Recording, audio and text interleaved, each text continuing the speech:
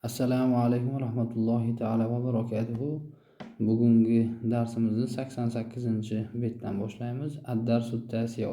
Ad-darsut tasiyo demak 9-dars. Al-jismu, ya'ni tana, jism degani tana a'zolari. Unzur deganimiz qara degani, vastami va quloq solgin, vantiq va gapirgin deyapti. Xo'p. Demak, sha'run deganimiz soch degani, ro'sun degani boshni o'zi, uzunun degani quloq degani, famun degani og'iz degani. Xo'p, ro'sunni aytdik, boshni o'zi, aynun degani ko'z degani, anfun degani burun degani, raqobatun degani bo'yin degani. Xo'p, batnun degani qorin qismi, sodrun degani ko'krak qafasi bu yo'q, ko'krak. Ziroun degani tirsak, bilak deyiladi. Yadun degani qo'l degani. Xo'p, rijlun degani oyoq degani. Saqun degani boldir degani, shishib turadigan joyi. Xo'p, qodamun degani oyoqni ostki qismi qadam deyiladi. Qodamun. Xo'p, ana endi bizga misol beryapti. Iqro vaqtar, o'qigin va ixtiyor qilgin deyapti. Ya'ni tanlagin deyapti. Haza ro'sun, bu bosh deyapti. Haza ro'sun, bu bosh. To'g'ri belgilagan bu yerda. Xo'p, hazihi ziroun, bu hazihi ziroun, bu ziro deyapti. Ana bu qismi hazihi ziroun deyapti. To'g'ri bu ham. Keyingisi haza famun, bu og'iz deyapti. Bu ham to'g'ri. Haza famun, bu og'iz. Bu ham to'g'ri. Xo'p. Keyingi qismga o'tamiz. Ya'ni keyingi betga o'tar ekanmiz. Xo'p, hazihi qodamun. Demak, bu yoqqa aytibdiki, hazihi qodamun, bu qadam deyapti. Bu noto'g'ri. Chunki bu qadam emas, bu qo'l qismi. Haza anfun, bu burun deyapti. Demak, haza anfun, bu burun. To'g'ri bu. To'g'ri belgilaymiz. Xo'p, hazihi raqobatun. Hazihi raqobatun. Bo'yin bo'lish kerak edi, lekin oyoqlarni qo'yapti. Demak, bu xato. Hazihi raqobatun. Hazihi raqobatun degan bo'yin qismi bo'ladi. Ana bu joyi bu oyoqqa to'g'ri kelmaydi. Xato belgilagan. Xo'p. Iqro va ajib. O'qigin va javob bergin deyapti. Hal hazihi uzunun. Xo'p, o'qidik mana. Hal hazihi uzunun. Bu uzun quloqmi deyapti. Demak, bu joyga endi yozishimiz kerak. Xo'p, bu tomonga mana javobida yozamizki, na'am, ha deymiz. Hazihi uzunun. Ha, bu quloq deymiz. Keyingisi hal hazihi yadun. Bu qo'lmi deb bizga savol beryapti, lekin oyoqlarni ko'rib turibmiz. Demak, javobini ham yozamiz. Xo'p, bu yoqqa yana yozib qo'ydim. La, ya'ni yo'q deymiz. Hazihi qodamun. Yo'q, bu oyoq osti deb buni yozib javobini yozamiz. Xo'p, pastga tushiramiz endi. Pastga tushadigan bo'lsa, hal hazihi sha'run, bu sochmi deyapti. Demak, bu yog'iga yana javobda yozamiz. Na'am, haza sha'run, ha, bu soch deymiz. Hal haza famun, bu og'izmi deyapti. Demak, xato belgilagan. Bu yerda xato ketgan. Ya'ni hal haza famun, bu og'izmi desa, la deymiz, yo'q deymiz. Hazihi aynun, bu ko'z deymiz. Ya'ni ko'zlar.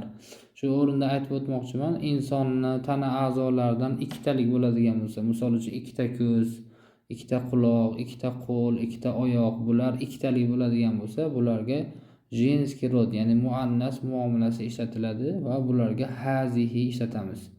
Bitta burun, masalan, burun bo'ladigan bo'lsa va bittalik bo'ladigan og'iz bo'lsa ham og'iz, unga mujizko'y rod, ya'ni muzakkar ishlatamiz va haza deb muomala qilamiz. Xo'p, keyingisi hal haza anfun deyapti mana. Na'am, haza anfun deb turib bu yoqqa yozamiz. Keyingisi mana hal hazihi qodamun, bu oyoqmi desa, demak biz bu yog'iga la deb javob beramiz. Yo'q. Haza yadun, la hazihi deymiz. hazihi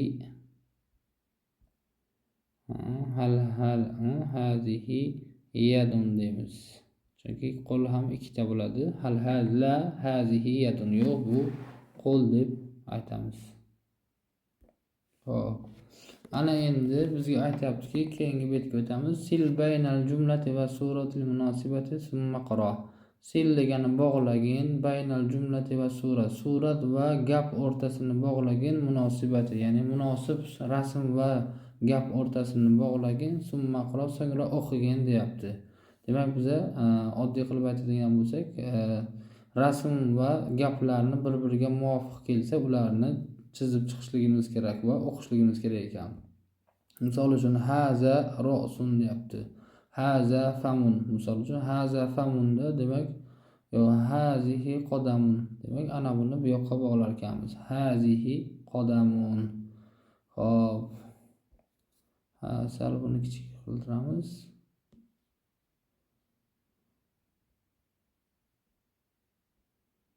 Shunday xo'p. Chizish boshlaymiz mana.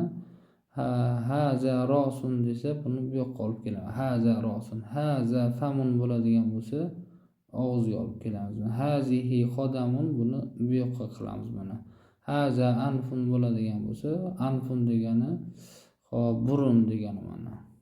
Burunga qo'y. Hazihi uzunun deydi. Uzunun nima edi? Quloq edi mana. Ikkita bo'lganligi uchun hazihi ishlatyapmiz mana. Hazihi aynun ko'z. Ko'zga ham mana bog'ladik. Hop.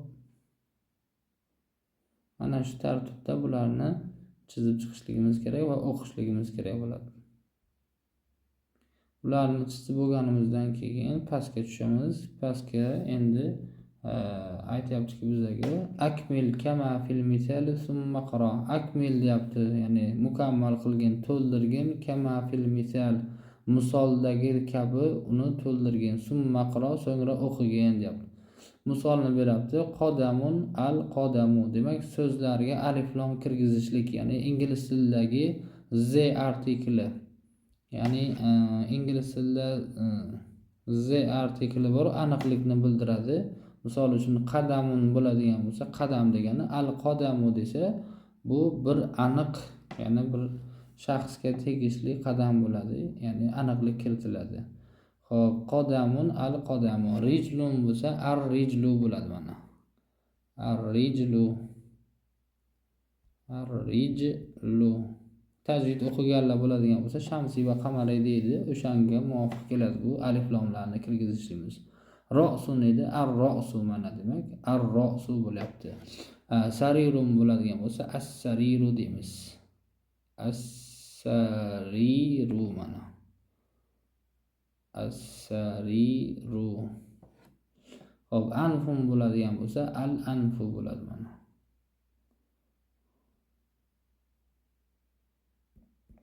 Al-anfu deb yozishimiz. Kitabun bo'ladigan bo'lsa, al-kitabu bo'ladi. Al-kitabu mana. Shu tartibda qolgan so'zlarni yozib alif lam kirgizib chiqishligimiz kerak. Hop, bitta shu joyda qoidasi bor. Qachoniki so'zlarga alif lam oldidan kirgizadigan bo'lsak, ya'ni aniqlik alif lamni kirgizadigan bo'lsak, alif lam kirmaganda ana bu joydagi tanvinlarni alif lam kirgandan keyin ketadi.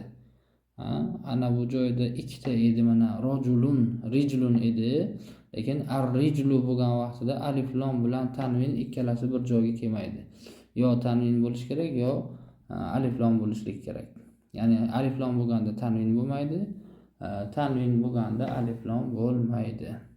Qolganlarni shu tartibda yozib chiqishliklaringiz kerak bo'ladi. Assalomu alaykum va rahmatulloh.